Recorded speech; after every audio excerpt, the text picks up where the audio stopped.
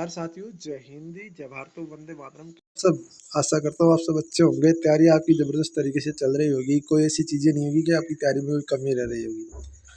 अब बात आती है आज की इस वीडियो के अंदर हम बात करना इंडो तिब्बत बॉर्डर पुलिस आपका आईटीबीपी कांस्टेबल किचन सर्विस भर्ती के बारे में। साथियों, आप सबको पता है कांस्टेबल किचन सर्विस भर्ती हाईलाइट हो चुकी है। आईटीबीपी भी इसके ऊपर हाईलाइट हो चुके हैं। बहुत सारे कैंडिडेट भी इसके अंदर है। मतलब इतनी आरटीआई लगा चुके हैं कि आईटीबीपी खुद थक चुकी है। आरटीआई भाषा बहुत ज़्यादा लगी है। कम से कम 1000 प्लस आरटीआई आपकी आईटीबीपी का एक एक बच्चा 4 आरटीआई लगा रहा है। मतलब नहीं है, पता नहीं उनको आपके तो 10 रुपये लग रहे हैं, पर जो जवाब देने वाला है ना, वो वहाँ पर आपकी जो आरटीआई लगा देना उसकी एक एक चीज़ को नोट हो रही है। ऐसी बात नहीं है कि आप आरटीआई लगा रहे हो और आपको जवाब दे तुरंत फिर ऐसी कोई बात नहीं है।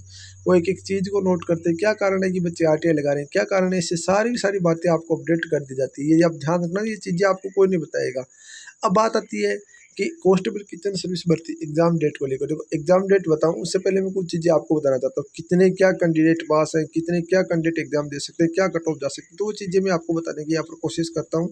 तो ध्यान से देखना इस वीडियो को शेयर, और यदि आप चैनल के ऊपर पहली बार जुटे तो प्लीज़ आप चैनल को जरूर सब्सक्राइब कर लीजिए। चलते हैं व्हाइट बोर्ड के ऊपर, वहाँ पर डिटेल से बात करेंगे, फिर हम आएंगे किचन सर्विस के वापस स्टेटस के ऊपर। एक चीज़ मैं आपको बताने वाला हूँ। आईटीपी कांस्टेबल किचन सर्विस भर्ती में जो टोटल फॉर्म अप्लाई हुए थे ना, वो 36,702 हुए थे। कितने हुए थे? टोटल फॉर्म अप्लाई थे वो 36,702 थे, जो कि एक अच्छे खासे फॉर्म भी आप मान सकते हो और आप नो भी फॉर्म मान सकते हो, क्योंकि इतनी वैकेंसी में आपके जो कुक की वैकेंसी आती है ना उधर ट्रेड में, तो कम से कम फॉर्म जाते हैं भाई साहब 5 लाख। और अभी आपकी जो वैकेंसी थी उसमें आपका 36,702 फॉर्म अप्लाई थे। बॉयज ने 34,472 फॉर्म भरे। कितनी? 472 फॉर्म बॉयज ने भरे, और बाकी आपके यहाँ पर मेल फीमेल कैंडिडेट ने भर दिए। पीटी पीएचडी आपका जो 50% कैंडिडेट आपके देने गए, मतलब पूछे कितने? 50%, 18,000 कैंडिडेट आपके पीटी पीएचडी फेल कैंडिडेट 20% हुए, तो पास हुए 14,000 कैंडिडेट। कितने? 14,000 कैंडिडेट पास हो गए। एग्जाम देंगे 60%। देखो सो दोस्तों, मैं बता दूँ आपको, एग्जाम कौन कैंडिडेट देगा? साथियों, जिस भाई के पास एनएसक्यूएफ है और जो ज़्यादा समझदार है वही कैंडिडेट आपका, मतलब ज़्यादा समझदार की बात करूँ तो ऐसे नहीं है कि आपको यहाँ पर बता दूँ, गलत बता रहा हूँ ना, ऐसी कोई बात नहीं है। मतलब जिसके पास एनएसक्यूएफ सर्टिफिकेट नहीं है और वो ज़्यादा समझदार है तो वही कैंडिडेट एग्जाम देगा। जो समझदार है नॉर्मल सा और जिसके पास एनएसक्यूएफ सर्टिफिकेट नहीं है ना, वो कैंडिडेट एग्जाम नहीं देगा। क्यों नहीं देगा? क्योंकि यार उसको पता है कि जब हमारा होना ही नहीं है आगे फाइनल में, तो क्यों एग्जाम दे? क्या फ़ायदा उसको एग्जाम देने में? कोई फ़ायदा नहीं है। उससे तो अच्छा कि आप अदरवाइज ट्रेड में दीजिए, ताकि आपको कुछ बेनिफिट हो सके। इसमें कुछ नहीं रखा, ये भी आपको बताने की कोशिश कर रहा हूँ। बाकी रही बात आपको आपको इसके अंदर आगे क्या दे रखा, वो चीज़ें भी आपको थोड़ी सी दिखाने की कोशिश करता हूँ। जो अप्रोक्सीमेट ओरिजिनल एनएसक्यूएफ सर्टिफिकेट है ना, वो आपका 3534 बच्चों के पास है। अब देखो, बता दो आपको 3534 बच्चे कौन से हैं? 3534 बच्चे वो कैंडिडेट है जिनका आपका आज तक एनएसक्यूएफ सर्टिफिकेट बना है।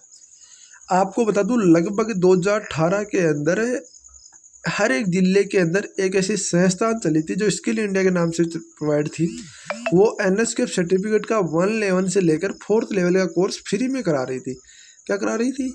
फ्री में कोर्स करा रही थी। और वो कोर्स इतना ज़बरदस्त करा रही थी, आपको 3 महीने वहीं रुकना, खाना पीना सब कुछ उनका ही था, आपको कुछ नहीं देना था। तो वो कैंडिडेट भी तो इसके अंदर है ना। लगभग इस कैंडिडेट 1000 से 1200 कैंडिडेट तो वही हैं जो पहले कर रखे हैं। अब जिनके पास 1000 और 1200 कैंडिडेट हुआ है ना, वो उन कैंडिडेट को कोई मतलब नहीं है इस भर्ती से। कोई मतलब नहीं है, कोई मतलब नहीं है। इनको पता नहीं है कि हमारा सर्टिफिकेट कोई काम का भी है क्या। तो वो कैंडिडेट भी आप निकाल दो, ऐसे मान सकते हो आप। वो कैंडिडेट भी आप कम से कम निकाल दो। और जाहिर सी बात है, जो 1000 कैंडिडेट, आप सोचो यार, जो टॉप एजुकेटेड है, जो टॉप आपके एनएसक्यूएफ सर्टिफिकेट बनाने वाले हैं, उन्होंने यहाँ पर 300-300 400-400 सर्टिफिकेट जारी किए। ज़्यादा सर्टिफिकेट जारी नहीं किया है इन्होंने। कभी नहीं बोला है कि हम ज़्यादा सर्टिफिकेट जारी करेंगे, किया। वैसी कोई बात नहीं, मैंने बहुत एनालाइज करने के बाद आपको बता रहा हूँ। जो टॉप एजुकेटेड साहब मान सकते हो, जिसके अंदर स्किल इंडिया का आपका यहाँ पर जो आपके साहिल सर है। इसके अलावा आप देख सकते हो दोस्तों, यहाँ पर जो आपके जो डिफेंस हेमनारायण सर है, वो आपके बहुत ही कम कैंडिडेट हैं यहाँ पर। उन्होंने बोला कि फ़ोन बहुत आते थे पर आप बनाते बहुत कम है।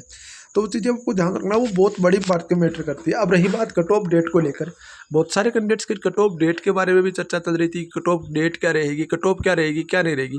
देखो, कट ऑफ के ऊपर वैसे कोई बताना गलत बात है, पर कट ऑफ के ऊपर मैं बता दूँ, एवरेजन यदि 35 से 40 के बीच में लेकर आते हो ना, तो आपका सिलेक्शन 100% हो जाएगा, कोई इश्यू नहीं होने वाला। अब रही बात, एक और चीज़ आ रही थी, बहुत सारे कैंडिडेट बोल रहे थे इसका एग्ज़ाम कब होगा, क्या होगा, तो वो चीज़ें मैं आपको थोड़ी सी यहाँ पर बता देता हूँ।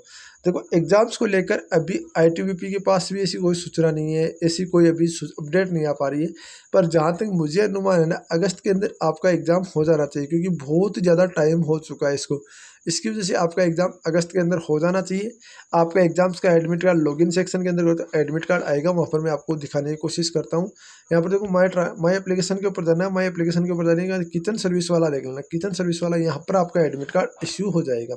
ये तो एब्सेंट दिखा रहा है, पर यहाँ पर आपका इश्यू हो जाएगा, ये आप ध्यान रखना, यहाँ पर आपका इश्यू हो जाएगा। रिटर्न एग्जाम्स आ गया, डॉक्यूमेंट्स आ गया, डीएमए हो गया, आरएमए हो गया, मतलब ये सारी चीज़ें अब बहुत सारे कैंडिडेट एक डाउट हो रहा था कि सर पहले डॉक्यूमेंट्स वेरिफिकेशन कराओ। इसके लिए भाई साहब इसी बात है, ईमेल करनी होगी। ईमेल मैंने आपको पहले बोल दिया कि ईमेल किस तरीके से करनी है, तो ईमेल आपको करनी होगी। ईमेल के माध्यम से ही आपको सूचना मिल सकती है। ईमेल आपको करो, ज़्यादा से ज़्यादा आईटीबीपी को मेल करो और उनको समझाओ कि सर ये बातें हैं, तो आप पहले डॉक्यूमेंट्स वेरिफिकेशन इनका कराने की कोशिश करें। क्या पता वो डॉक्यूमेंट्स वेरिफिकेशन करा भी ले या ना भी कराए, वो तो उनके ऊपर डिपेंड है। पर जहाँ तक हो सके आपका जो शेड्यूल है वही शेड्यूल रहने वाला है। बाकी हम यदि कोशिश करते हैं तो आप 17 नंबर पे बच्चे पास हो जाएंगे, तो आराम से जो कैंडिडेट ओरिजिनल है वो आईटीबी पे जॉब पा लेंगे। बाकी देखो जो भी अपडेट होगी आईटीबी की तरफ से, जो भी जानकारी होगी, मैं आपको अपडेट करने की कोशिश करता रहा हूँ, करता रहूँगा। आपसे रिक्वेस्ट है कि आप वीडियो को लाइक और चैनल को सब्सक्राइब जरूर करेंगे, ताकि मुझे भी मोटिवेशन मिले, कुछ आपके लिए और बेहतर करने की कोशिश कर सकूँ। मिलते हैं नेक्स्ट वीडियो में, साथ पहले जय हिंद, जय भारत, वंदे मातरम दोस्तों।